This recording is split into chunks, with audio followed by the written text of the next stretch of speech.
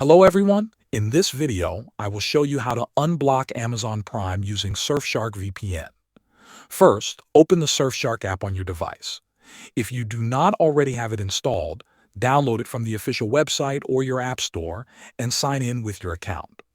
Once you are inside the app, look at the list of servers. Amazon Prime is available in many countries, but the best choice is usually the United States. Scroll down or use the search bar to find the United States server. Click on it to connect. Wait a few seconds until the app shows that the VPN connection is successful. Now open your browser or the Amazon Prime Video app.